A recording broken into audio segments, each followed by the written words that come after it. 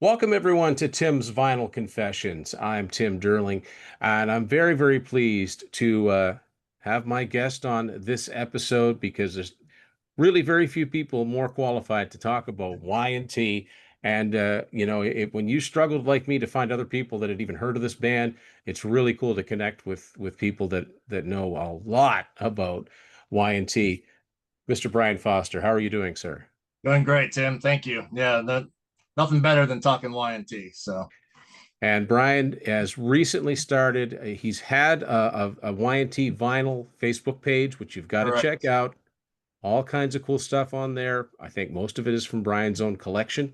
Yes. But he's also started a YouTube channel, Y&T and Friends Vinyl Talk. And I was very honored to be his first guest talking about the legendary third Y&T album, Earthshaker. So be sure and check that out and subscribe to Brian's page if you like Y&T and you just like learning about differences in vinyl issues, differences in pressings. It's all there. Very, very cool stuff. I don't say this to brag in any way, but people know that there's two things I'm known for: eight tracks and Y&T mainly. And I've seen stuff that I'd never seen before from Brian's collection. So definitely you want to check that out. But what I've got Brian here to talk about are some, I think, much needed reissues from the Y&T catalog, and such as life being a Y&T fan.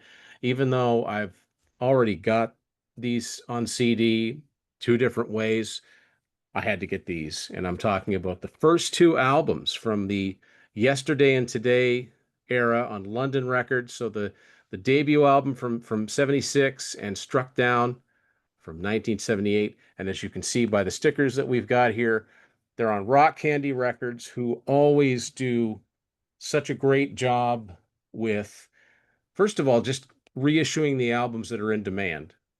Yep. Great job with the liner notes. Even, I even like what they did with the CDs themselves.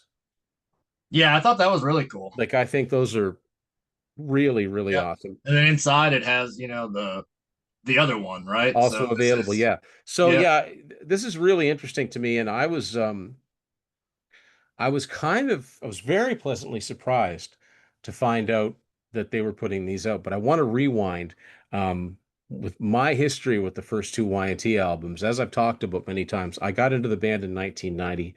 Um, had a difficult time finding a lot of their back catalog, especially in the area of the country that I lived in.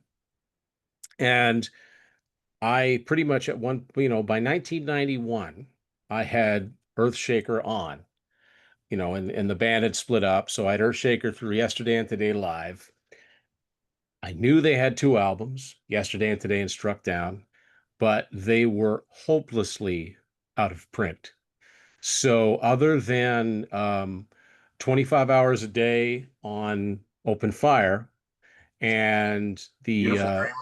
the remix of Beautiful Dreamer from Best of 81 to 85, which I want to ask you about that real quick. That's got a copyright of 1980 A&M Records on it. Do you think they meant to put that was originally thought to put on Earthshaker? Yeah. Yeah, absolutely it was. And because that's the first version I ever heard, that's still my favorite version of Beautiful Dreamer. But anyway, and then Struck Down on Yesterday and Today Live, which, Yep. by the way, is the first time that I learned what their second album was called. I remember, I actually remember, Brian, and you'll appreciate this. Again, pre-internet, and this is not a band that the magazines were writing about at the time. I always thought, well, their second album must be called Go for the Throat, because that's the only song I can't figure out where it came from. Turns out it didn't come from anywhere. It was a new song. Nope. Um, I have and an then in, interesting story about Go for the Throat. oh yeah, oh Just real quick, sorry to get off topic there, but um, talking to Dave one time when I got to do a meet and greet and asked about that song, why it didn't end up on In Rock We Trust, right? It's such a great song, and that was done for Ronnie James Dio for the Hearing Aid album. yes, So he saved it. He saved it, and gave it to Ronnie, and then Ronnie didn't use it. So okay. So it never went anywhere, unfortunately. So I wish, wish it would have ended up on that in Rock We Trust, but I'm glad it ended up on Open Fire, because that's one heck of a song. Yeah, yeah. So anyway, uh, the first two albums were just, they're just not practically non-existent. And then I found out that there were reissues of the first two albums coming out, mail order, got them. They were on a label called Mondo Records. Never heard of before, will never hear of again. And not the most expensive looking packaging, but didn't matter to me because I finally got to see what they looked like. I finally got to hear them. Yep. And boy, very different, very different. We'll get into the individual albums, but anyway, I was really glad to find those. Eventually, I found the vinyl, and long, long years later, I was unbelievably lucky to find them on 8-track. As far as I know, those first two are the only Y&T 8-tracks, and technically, there aren't any 8-tracks under the name Y&T, except for one. You probably know the one I mean. Yes, and it's escaping me now. That compilation. Yeah. Yeah, K-Tel's Masters of yeah, Metal, that's it. 1983, Mean That's it. Streak is on it, and that's on 8-track. So I think that's the only Y&T song under the name Y&T. But I digress. Where you can see we're getting real deep here, but I always do with this band. And then I think around 2009, 2010, the band had already reissued, the Earthshaker Yeah, through In Rock We Trust. They put out a single disc called 1-2 that had both of the albums on one disc because they're pretty short albums. That went out of print. yeah. So I I, forgot to grab that one. yeah. So I was really, really pleased to find out that Rock Candy Records was putting these out, but I was also intrigued because I wondered where they got the masters. Because number one, Yes. well, as I learned from being on Brian's channel, not only so most people know 2008 there was that big Universal fire, and I thought that Universal had the London stuff, the A&M stuff, and the Geffen stuff. But I found out from Brian that not necessarily the London stuff. So talk to us about that. Yeah, so there's an interview out there, and I can't remember the name of the podcast right now, but he actually did an interview with Dave just talking about the Universal fire. And so when he was going through that during the podcast, Jill actually handed him a list that they got from Universal of what was destroyed in the fire. And unfortunately, they're going through, all the classic albums, Earthshaker, Black Tiger, so on and so forth. Um, but they didn't mention the first two albums. And then when they were talking about because this is right around the time they were finishing up the documentary on with the show. Yeah, And Jill excellent, was, excellent documentary. yes, highly recommend. Yeah. And Jill was trying to secure the music licenses for the songs that were being used in that documentary. And Universal told her that we no longer have the London tapes, that they were sold. That part was sold off. So as far as I know, those original masters are still out there somewhere. Now, whether they were used for this, I don't know. I actually reached out to Tony Dixon. I found an email for him, and I actually emailed him and asked him that specific question. So Tony Dixon from Rock Candy. Yeah. Yeah. Um, did not get a response from Tony, which doesn't surprise me. But I thought I'd give it a shot anyway, just You to never know, right? right. It happens. Look, Yeah, the because all it says emails I've is sent, all doing it the says is books, fully the emails I've remastered sent and not heard back from, Yeah, it right. Yeah, happens. exactly. So what they used, to remaster this, I have no idea, but I would like to know. Yeah, I mean, so I mean, I guess it it was kind of a blessing that Universal sold off the London. I'm sure there's fans of other bands that were on London that are like, oh, good.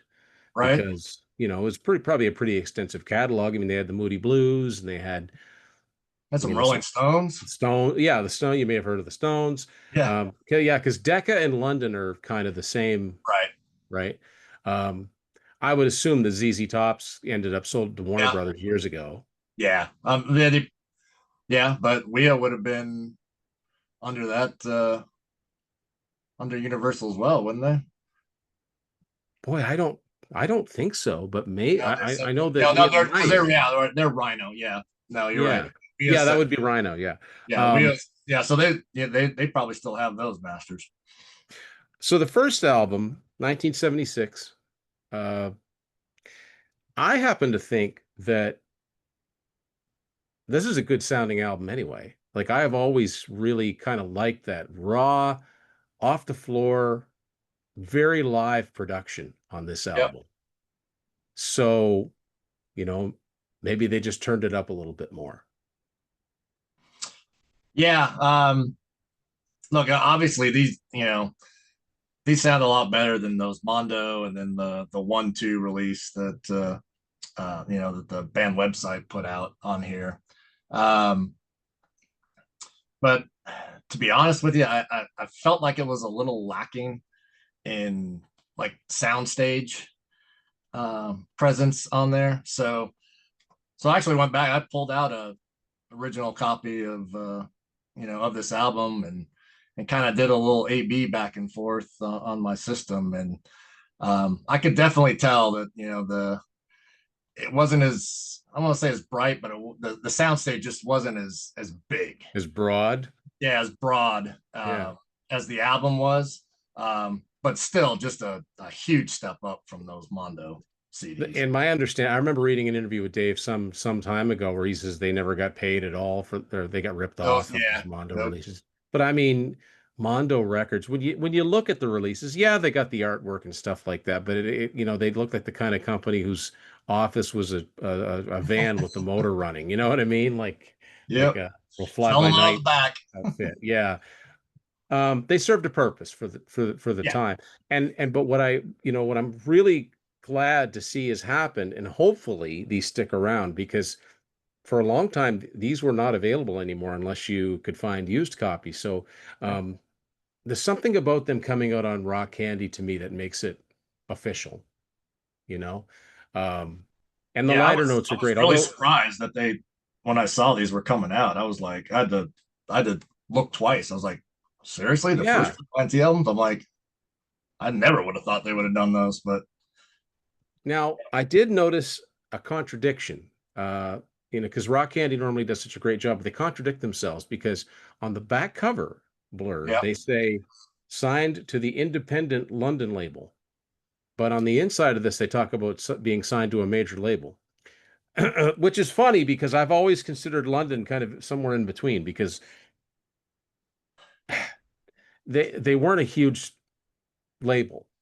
They no, weren't an independent label either. no, At least and maybe it's because I just remember what a hard time I had finding these albums, but um, they stopped putting out popular music, and I think '78. I think Struck Down was among the very last titles to yeah. come I mean, out. Dave talks about that. They basically as soon as that came out, they dropped all their rock acts. There was like no promotion, no nothing. Yeah, I mean, and I mean, it happened to Y&T, and I'm sure it happened to a lot of other artists, but bands that I'm into, the most famous example is probably ZZ Top, but I mean, Warner Brothers signed them up, and they laughed all the way to the bank. Yeah, And then one of my favorite Canadian bands, April Wine, were on London for a couple of albums. Well, right. they ended up on Capitol, and they did pretty Yep, good. yep, Unfortunately, Y&T took a few years before they scored another record deal, but that's yeah, that's a whole other story. Um, but yeah, I'm so glad these are available again. And on to Struck Down, honestly, I don't know what they could do to fix the sound on that album because we all know what that album sounds like. I don't know yeah, what your thoughts are on it, but it's like flange mania. yeah. I don't know. It almost sounded hurried. Like maybe the writing was on the wall. I don't know. We got to get this album out if it's going to get released, at all. So yeah, it's definitely different than the first. First sounds so much better. Oh, you There's some struck good down. songs on here, but just the production and that just wasn't It very good. kind of, it kind of, even the songs that are good, it kind of buries them. Struck Down, if I had to rank the Y&T albums, is probably my least favorite. That doesn't mean I don't like it. Yeah, One of my favorite bands, but something's got to come in last. And for me, it's Struck Down. I mean, stuff like Stargazer and Tried to Show You. I just don't. Those songs just don't connect. But the title song's amazing. Nasty Sadie is awesome. Road is awesome. Dreams of Egypt is awesome. Uh, I like I'm Lost, but I actually like the musically musically incorrect. incorrect version better because, Absolutely.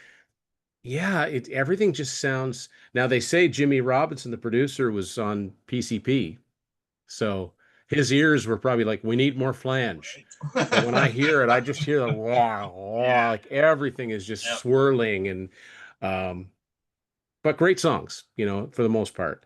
And again, they're available. And actually that's a good segue because I know no better person to ask. Um, there are no singles from Struck Down, are there? No. I didn't think so.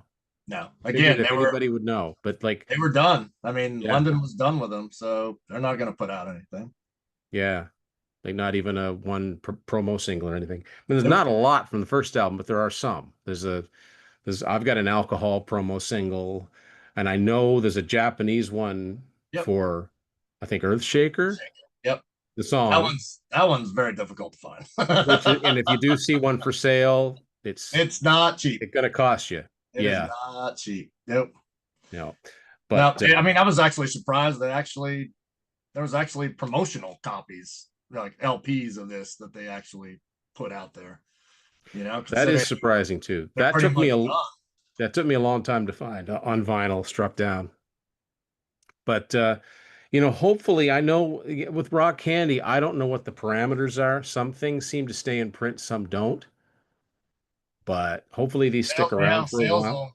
sales will probably tell that. So I would imagine because I know these are albums that people have been like, clamoring for, especially people who have, weren't into Y&T back when those Mondo albums came out, or maybe they didn't even know about the 1, 2. And plus, you kind of want to have them in two yeah, separate things yeah, anyway. absolutely. Um, Those 1, 2 albums don't aren't cheap either on eBay if you find no, them. and those are those, anything like that the band put out. If you didn't get it when it first came out, you're going to pay the late tax, Yep. fortunately. So, but any other thoughts on these reissues other than we're just glad to see them back in circulation again? Yeah, look, I mean, just there's a definitely an improvement in sound from those CDs, from those Mondo CDs. So they're definitely worth getting. Um, I just don't. Again, I'm just my thoughts, and my guess is that they did not use the original tapes to redo these. I think you could hear the sound a little better on these if that was the case. Just like the Y&T ones that the band put out, they used the original tapes. Before the Universal fire, Yeah, they got those yeah, original tapes and were able to use those to remaster and remix some of that stuff. So again, I'd love to know what source they used for this, but whatever they did use is definitely an improvement over these. So yeah. Is it definitely possible? recommend getting them.